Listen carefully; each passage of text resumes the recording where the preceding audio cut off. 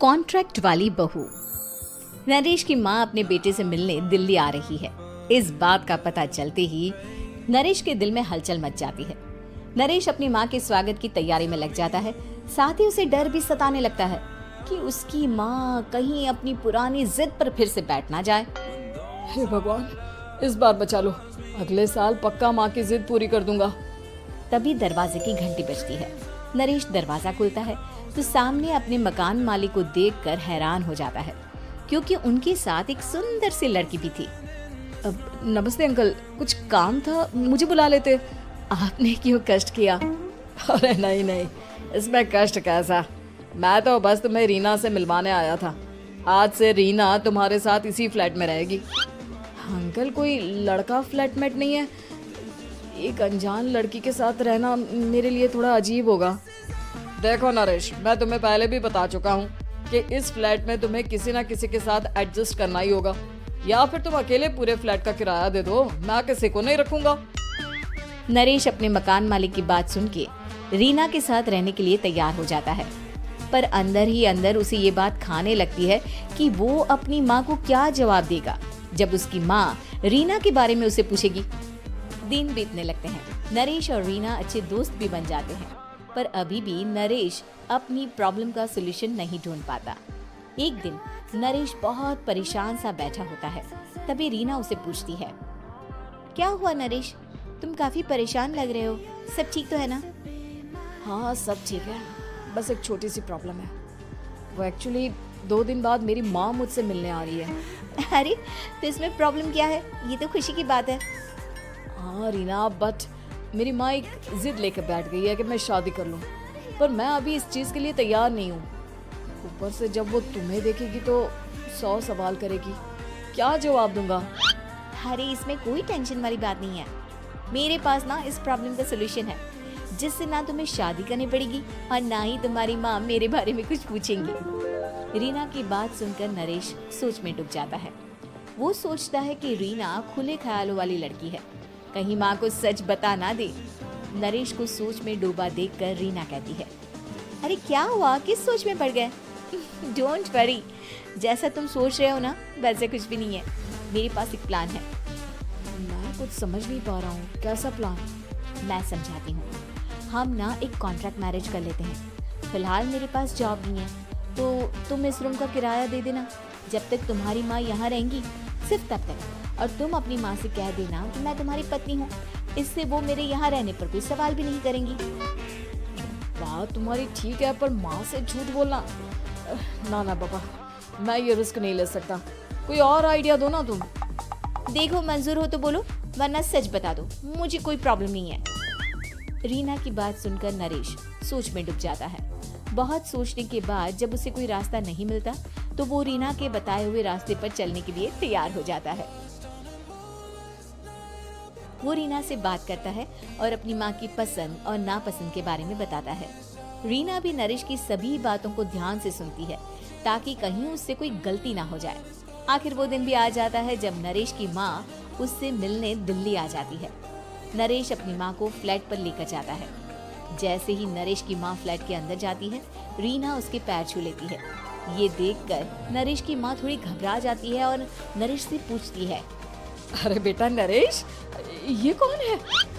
माँ, ये आपकी बहू रीना है। माफी चाहता हूँ, सब कुछ इतनी जल्दी में हुआ कि आपको बता ही नहीं पाया, इसलिए सोचा कि क्यों ना आपको सरप्राइज दिया जाए। अरे बेटा, मैं तो बस तेरा घर बसा हुआ देखना चाहती थी। हाँ, बहुत अरमान थे अपनी इकलौते बेटी की शादी को लेकर, लेकिन कोई बात नहीं, शायद किस्मत को यही मंजूर होगा। ये कहते ही नरेश की माँ रीना को गले लगा लेती है। रीना बेटिया, मेरा बेटा ना थोड़ा नादान है, पर तुम काफी समझदार लगती हो, और मैं जानती हूँ कि तुम इसका बहुत अच्छे से ध्यान रखोगी। माँ, आप चिंता मत कीजिए, मैं सब संभाल लूंगी। नरेश की माँ अपने बहू और बेटे के साथ खुशी खुशी रहने लगती है। दिन बीतने लगते हैं। नरेश की माँ और रीना का रिश्ता बहुत मजबूत होता चला जाता है। वो दोनों सारा दिन एक साथ रहती और खूब बातें करती। इधर साथ रहते रहते नरेश और रीना भी एक दूसरे से प्यार करने लगते हैं। दोनों को इस बात का एहसास हो जाता है, फिर भी वो इस बात को छुपा कर ही रखते हैं। एक दिन नरेश की माँ और रीना शादी के बारे में बात करने लगते हैं। रीना बिटिया, ये तो नरेश ने मुझे बिना बताए शादी कर ली, वरना मैं तो अपनी इकलौती बेटी की शादी इतनी धूमधाम से करती कि सारी दुनिया देखती रह जाती। अच्छा माँ, आप ऐसा भी क्या करती नरेश और मेरी शादी में जो दुनिया देखती रह जाती? अरे बिटिया, एक माँ के अरमान तुम अभी नहीं समझोगी। मैं तो अपनी बहू को एक रानी की तरह लेकर आती और शादी भी बिल्कुल शाही अंदाज में करती, पर मेरे तो सारे अरमान ऐसे ही रह गए। खैर, मुझे तो अपने बेटे और बहू की खुशी चाहिए बस। ये कहते हुए नरेश की माँ की आंखों में आंसू आ जाते हैं। रीना भी ये सुनकर ख्यालों में खो जाती है, क्योंकि वो भी मन ही मन खुद को नरेश की पत्नी और उसकी माँ की बहू मानने लगी थी। शाम को जब नरेश ऑफिस से घर आता है तो रीना खुद को रोक नहीं पाती और नरेश के सामने उसकी माँ को अपने और नरेश के रिश्ते का सारा सच बता देती है। रीना की बात सुनकर नरेश की माँ दोनों से बहुत नाराज हो जाती है और घर वापस जाने की बात करने लगती है। तुम दोनों ने मुझसे सच छुपाकर बहुत ठेस पहुंचाई है मुझे। अब तुम लोगों के साथ नहीं रहना चाहती मैं, कल ही वापस चली जाऊंगी अपने घर। माँ, मुझे माफ कर दो, ये सब मैंने रीना के कहने पर ही किया है, वरना मैं भी आपको कभी ठेस पहुंचाने के बारे में सोच भी नहीं सकता। हाँ माँ, हमने ये सिर्फ आपका दिल रखने के लिए किया, प्लीज हम दोनों को माफ कर दीजिए। तुम दोनों ने मेरे अरमानों के साथ खिलवाड़ किया है, और वैसे भी मुझे अपने बेटे के लिए एक अच्छी लड़की ढूंढनी है, इसलिए मेरा यहाँ से जाना ही बेहतर होगा। माँ की ये बात सुनकर रीना खुद को रोक नहीं पाती। माँ, क्या मैं आपके घर की बहू बनने लायक नहीं हूँ? रीना की बात सुनकर नरेश हैरान रह जाता है। नरेश की माँ भी कुछ समझ नहीं पाती। मैं कुछ समझी नहीं, आखिर तुम कहना क्या चाहती हो? माँ, मैं वो नरेश से बहुत प्यार करती हूँ और साथ ही साथ मैं आपको भी अपनी माँ मान बैठी हूँ। आज जब आपकी बातें सुनी तो खुद को रोक नहीं पाई, इसलिए सारा सच आपको बता दिया।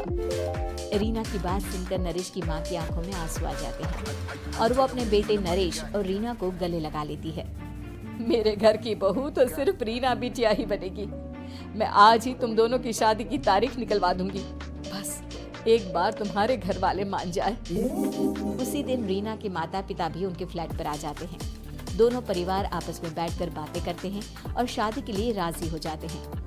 रीना भी कॉन्ट्रैक्ट फाड़ देती है और कहती है, सही मायने में मैं अब बहू बनूंगी, अब तक तो सिर्फ कॉन्ट्रैक्ट वाली बहू थी।